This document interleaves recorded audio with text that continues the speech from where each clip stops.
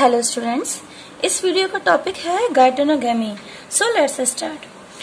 Transfer of pollen grains from the anther to the stigma of the another flower of the same plant. मैं आपको पहले भी video में बता चुकी हूँ कि प्लांट तो सेम है, ठीक है, एक ही प्लांट है, प्लांट एक ही है, लेकिन उसमें दो अलग अलग फ्लावर्स हैं और एक मेल फ्लावर है और एक फीमेल फ्लावर है। तो मेल फ्लावर के एंथर से पॉलन ग्रेन जो है ट्रांसफर होंगे फीमेल फ्लावर के पिस्टिल पर। सॉरी, यहाँ पर ये क्या है, ये एंथर है और ये पिस्टिल है, पिस्टिल का ये स्टिग्मा है। क्लियर? तो यहाँ एंथर से पॉलन ग्रेन ट्रांसफर होंगे किस पे? स्टिग्मा। ठीक है, तो प्लांट सेम है with in the same plant but between different flower. Is that clear? इसको हम गाइटेनोगेमी कहेंगे। नेक्स्ट, तो अगर हम देखें जेनेटिकली, तो ये जो जेनेटिकली इस तरीके का जो पॉलिनेशन है वो कैसा होगा?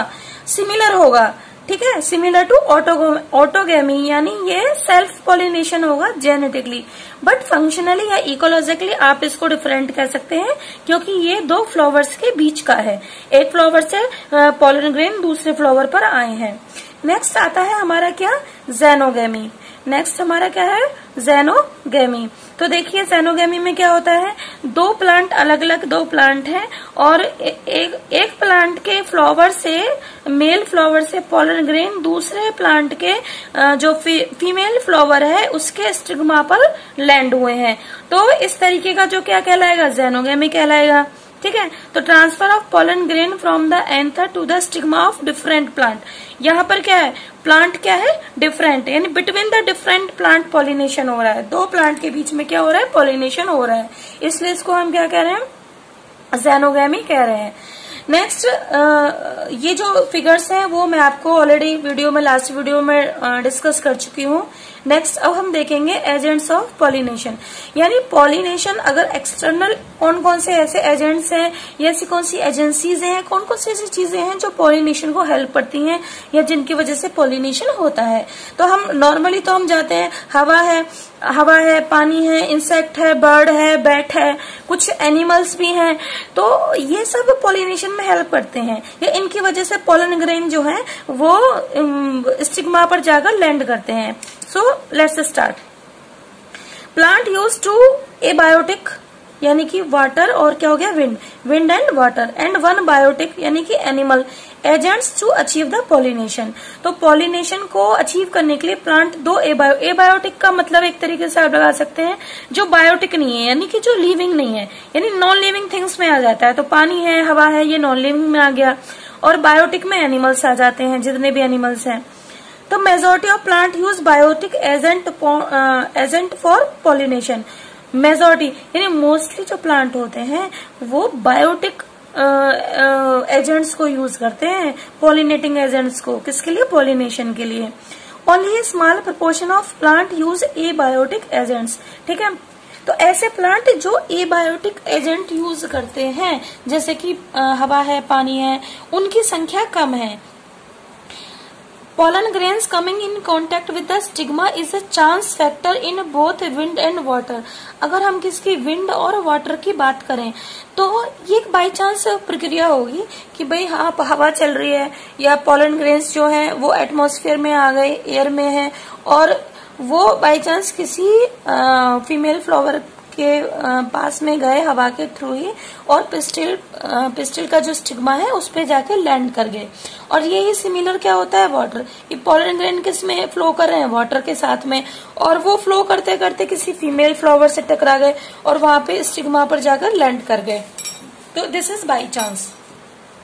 Next, to compensate for this uncertainties. तो इस तरीके की जो अनसर्टेनिटी, मतलब सर्टेन नहीं है कि हाँ पॉलन ग्रेन लैंड होंगे ही होंगे पानी से और हवा से, तो इस चीज की भरपाई के लिए क्या होता है? And associate loss of pollen grain. और जरूरी नहीं है जितने भी पॉलन ग्रेन शेड हो एंथर से वो सारे के सारे स्टिग्मास के ऊपर क्या हो जाए? लैंड कर जाए। तो इस चीज के काफी पॉलन ग्रेन क्या है? लॉस भी हो जाते हैं।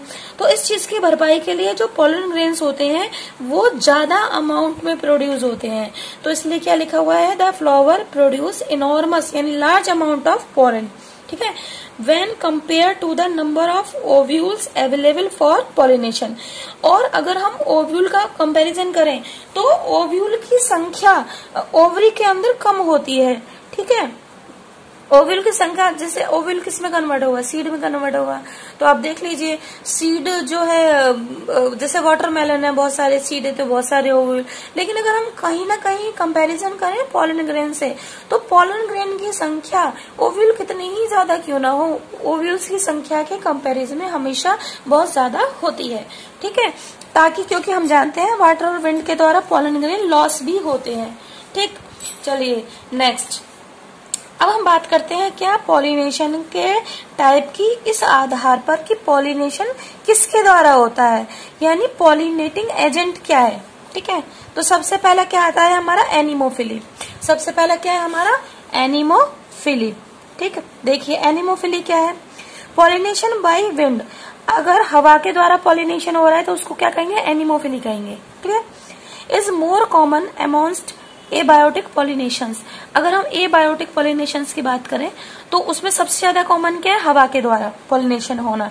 ठीक है, और इसका एग्जाम्पल क्या है, इसका एग्जाम्पल है मक्का, मक्के का प्लांट, और इसका एक और एग्जाम्पल है वाटर हायसिंथ और लिली।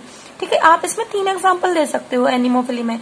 क्या क्या, मेज हो गया, वाटर हायसिंथ हो गया। हालांकि वाटर हायसिंथ एक वाटर प्लांट है, लेकिन फिर भी इसके अंदर एनिमोफिली होता है, यानी हवा की सहायता से पॉलिनेशन होता है। वो हम आगे देखेंगे ऐसा क्यों है। और लिली प्लांट। ठीक है, अब क्या है, ये देखिए wind pollination also requires that. अब देखिए विंड पॉलिनेशन होना है, यानी पॉलिनेशन हवा के द्वारा होना है। ठीक है, तो ऐसे केस में जो पोलन ग्रेन्स है उनकी कुछ विशेषता होनी चाहिए, उनके कुछ फीचर्स होने चाहिए जिसकी हेल्प से वो इजीली हवा के द्वारा ट्रांसफर हो जाएं। अब देखिए ऐसे क्या क्या अडेप्टेशंस हैं या क्या क्या पोलन ग्रेन्स के फीचर्स हैं। देखिए नंबर 1, सबसे पहले क्या है, pollen grains should be light. Pollen grain कैसे होने चाहिए, लाइट होने चाहिए। पोलन ग्रेन कैसे होने चाहिए बच्चों, this should be light in weight. Is that clear, number 1। और ये कैसे होने चाहिए, नॉन स्टिकी होने चाहिए। ठीक है, और ज्यादा अमाउंट में होनी चाहिए, पोलन ग्रेन की संख्या ज्यादा होनी चाहिए। नॉन स्टिकी क्यों होनी चाहिए, क्योंकि ऐसा नहीं है कि हाँ वो किसी भी सरफेस से जाके चिपक गए, नहीं ऐसा नहीं होना चाहिए। और अगर किसी भी सरफेस से जाके चिपक जाएंगे, स्टिकी होंगे, तो फिर स्टिग्मा पर चांसेस कम हो जाएंगे बैठने के। so that they can be transported in wind currents। अगर ये 3 क्वालिटीज हैं किसमें, पोलन ग्रेन के अंदर, एक तो वो लाइट वेट होने चाहिए, दूसरा नॉन स्टिकी होने चाहिए, तीसरा ये लार्ज अमाउंट में होने, लार्ज नंबर में होने चाहिए, ताकि वो विंड करंट में इजिली ट्रांसफर हो सके। They often possess well exposed stamens. ये तो अब यहाँ तक जो करेक्टर मैंने आपको बताए हैं बच्चों, ये करेक्टर तो केवल पोलन ग्रेन के हैं। लेकिन अगर हम किसकी बात करते हैं कि ऐसे प्लांट्स जिनमें की पॉलिनेशन हवा के द्वारा होता है, उन प्लांट्स के जो फ्लावर्स हैं, क्या बच्चों, फ्लावर्स, वो फ्लावर्स की क्या कैरेक्टरिस्टिक होने चाहिए। देखिए फ्लावर्स क्या होने चाहिए, दे मस्ट हैव क्या, वेल एक्सपोज्ड स्टेमन। यानी फ्लावर कैसे होने चाहिए, कैस्मोगेमस, ओपन टाइप होने चाहिए। क्लियर, ओपन टाइप फ्लावर होंगे तभी तो वेल एक्सपोज स्टेमन होंगे। ठीक है, next, so that the pollens are easily dispersed into the क्या, विंड करंट्स, ताकि एंथर जब भी मैच्योर हो वो फटे और उससे क्या पोलन ग्रेन्स जैसे बाहर आए तो वो पोलन ग्रेन्स इजिली किसमें डिस्पर्स हो जाए, विंड करंट में डिस्पर्स हो जाए। फिगर 2.10, अब ये फिगर 2.10 दे रखा है, ये वाला फिगर दे रखा है आपकी जो बुक है, ठीक है, एनसीईआरटी की, इसमें ये वाला जो है फिगर दे रखा है। इस फिगर को भी हम अच्छे से समझेंगे। देखिए, हाँ, and large often feathery stigma, और जो स्टिग्मा है वो कैसा होना चाहिए, फेदरी होना चाहिए। ठीक है, अगर फेदरी स्टिग्मा होगा तो वो इजिली पोलन ग्रेन को ट्रैप कर लेगा। क्लियर, तो सबसे पहली चीज फ्लावर्स कैसे होने चाहिए, कैस्मोगेमस होनी चाहिए। Flowers must be chasmogamous. तो हम यहाँ पर एक लिख लेते हैं, क्या, कैस्मोगेमस फ्लावर्स होने चाहिए। ठीक, पहली। दूसरी क्या है, इन फ्लावर्स के पास में अगर हम फीमेल फ्लावर की बात कर रहे हैं तो फीमेल फ्लावर का जो पिस्टिल होगा, पिस्टिल के 3 पार्ट होते हैं ना, स्टिग्मा होता है, स्टाइल होता है और ओवरी। तो पोलन ग्रेन किस पे आके बैठते हैं, वो बैठते हैं स्टिग्मा पर। और अगर स्टिग्मा, तो दूसरा फीचर क्या हो जाता है, फेदरी स्टिग्मा। और अगर स्टिग्मा फेदरी होगा तो वो इजिली हवा में मौजूद पोलन ग्रेन को ट्रैप कर लेगा, ठीक है, to easily trap airborne pollen grains, ठीक है। Next, wind pollinated flowers often have a single ovule in each ovary. और जो विंड पॉलिनेटेड फ्लावर्स होते हैं उनकी एक विशेषता क्या होती है कि they have single ovule in each ovary. हर एक ओवरी में अगर ओवरी एक से ज्यादा है, ठीक है, तो एक ओवरी में एक ही ओव्यूल होगा, ठीक है। तो ये तीसरा फीचर हो गया फ्लावर का। दूसरा क्या है, नेक्स्ट क्या है, देखिए, numerous flowers packed into an inflorescence, ठीक है। अगर फ्लावर्स बहुत छोटे छोटे होते हैं तो वो जनरली क्या होता है, वो एक ग्रुप में पैक हो जाते हैं, ग्रुप में अरेंज हो जाते हैं। यानी बहुत सारे फ्लावर्स हैं, छोटे छोटे फ्लावर्स हैं, तो वो एक ग्रुप में क्या हो जाएंगे, अरेंज हो जाएंगे, और उस ग्रुप को हम क्या कहेंगे, इनफ्लोरेसेंस। कहने का मतलब ये है कि जो विंड पॉलिनेटेड प्लांट होते हैं उनपे क्या होता है, एक फ्लावर मेनली एक फ्लावर ना होकर क्या होगा, पूरा फ्लावर का गुच्छा होगा, बहुत सारे फ्लावर का ग्रुप होगा, जिसे हम क्या कह रहे हैं, इनफ्लोरेसेंस कह रहे हैं। Is that clear? नेक्स्ट देखिए, सॉरी, ए फैमिलियर, एक जाना पहचाना example is the corn cob, ठीक है। तो जाना कॉर्न कॉब यानी कि जो भुट्टा होता है, टेसल यानी भुट्टा, जो हम मक्का खाते हैं ना, भुट्टा भून के खाते हैं, वो उसको हम क्या कह रहे हैं, टेसल कह रहे हैं। तो भुट्टा जो है वो इसका इनफ्लोरेसेंस का एक अच्छा एग्जाम्पल है, ठीक है। आप देखते भी होंगे कि भुट्टे में बहुत सारे इसके मक्का के दाने लगे हुए होते हैं, तो यानी बहुत सारी मक्के के दाने यानी सीड है, सीड यानी ओव्यूल, बहुत सारे ओव्यूल, और ओव्यूल ओवरी के अंदर होंगे यानी बहुत सारे ओवरी, और बहुत सारे ओवरी यानी बहुत सारे फ्लावर्स जो हैं एक ही स्टॉक के ऊपर क्या होते हैं, अरेंज होते हैं, और उसको हम इनफ्लोरेसेंस कह देते हैं। तो you seen are nothing but the stigma and style which wave in the wind to trap pollen grain. आपने देखा होगा भुट्टे में से ऐसे जो है धागे धागे से निकले हुए होते हैं, ठीक है, थ्रेड लाइक स्ट्रक्चर्स भुट्टे में से ऐसे आगे की तरफ निकले हुए होते हैं। जब हम भुट्टे को छीलते हैं तो वो एक्चुअली वो सारे वो धागे धागे से वो स्ट्रक्चर्स क्या होते हैं, वो स्टाइल होते हैं, और उसके एंड पॉइंट पर क्या होगा, स्टिग्मा होगा। Wind pollination is quite common in grasses. तो मेज के अलावा जो ग्रासेस होती हैं, घास होती है, घास में भी मक्का हुआ, घास हुआ, है ना, तो इनमें भी क्या है, विंड पॉलिनेशन होता है। सो आई होप ये विंड पॉलिनेशन आपको थोड़ा सा समझ में आया होगा अकॉर्डिंग टू द एनसीईआरटी। अब हम नेक्स्ट बात करते हैं, देखिए नेक्स्ट, देखिए नेक्स्ट क्या दिया हुआ है, थोड़ा सा इसको हम, यस,